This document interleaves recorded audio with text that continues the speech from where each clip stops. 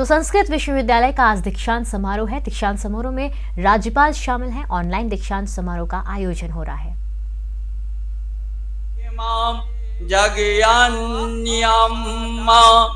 हरे ओम। माननीय कुलपति महोदय,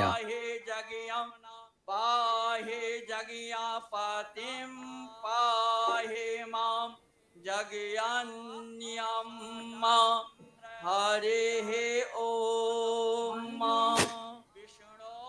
माननीय कुलपति महोदय,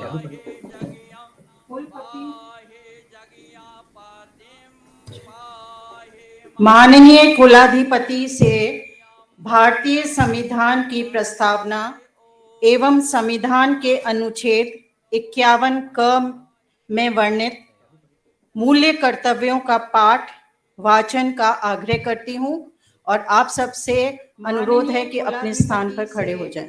भारतीय संविधान की प्रस्तावना एवं हम भारत को एक संपूर्ण प्रभुत्व संपन्न समाजवादी अंतर्निरपेक्ष लोकतंत्रात्मक गणराज्य बनाने के लिए तथा उसके समस्त नागरिकों को सामाजिक, आर्थिक और राजनीतिक न्याय, विचार, अभिव्यक्ति, विश्वास, हम धर्म और उपासना की स्वतंत्रता, प्रतिष्ठा और अवसर की समता प्राप्त कराने के लिए तथा उन सब में व्यक्ति की गरिमा और राष्ट्र की एकता और अखंडता सुनिश्चित करने वाली बंधुता बढ़ाने के लिए दृढ़ संकल्प होकर अपने संविधान सभा में आज तारीख 26 नवंबर 1949 ईस्वी मिति मार्च शुक्ल सप्तमी संवत 2006 विक्रमी द्वारा संविधान को अंगीकृत, अधिनियमित और आत्मार्पित करते हैं।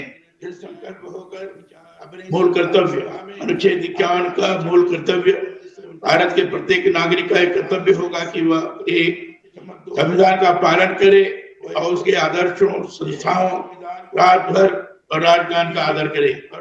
दो, स्वतंत्रता के लिए हमारे राष्ट्रीय आंदोलन को प्रेरित करने वाले उच्च आदर्शों को हृदय में सजाए रखे और उनका पालन करे। तीन, भारत की प्रभुता, एकता और अखंडता की रक्षा करे और उसे अक्षुण्ण रखे। चार, देश की रक्षा करे और आह्वान किए जाने पर राष्ट्र की सेवा करे। पांच, भारत के सभी लोगों में समरसता और समान भ्रातृत्व की भावना का निर्माण करे। धर्म, भाषा और प्रदेश या वर्ग पर आधारित सभी भेदभाव से परे हो ऐसे प्रथाओं का त्याग करे जो स्त्रियों के सम्मान के विरुद्ध है। 6, हमारी सामाजिक संस्कृति की गौरवशाली परंपरा का महत्व समझे। राजधानी जयपुर के महात्मा गांधी अस्पताल में हड्डी रोग के विशेषज्ञों ने एक महिला का दोनों हिप रिप्लेसमेंट सर्जरी करने में सफलता प्राप्त की है।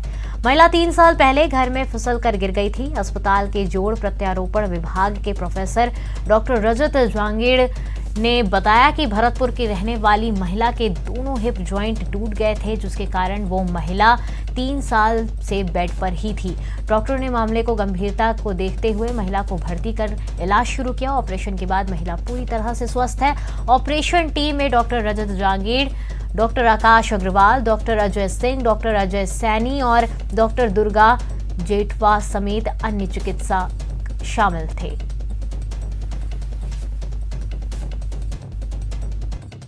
हमारे साथ में आज संतोष जी हैं जो कि 23 साल के हैं और भरतपुर के रहने वाले हैं।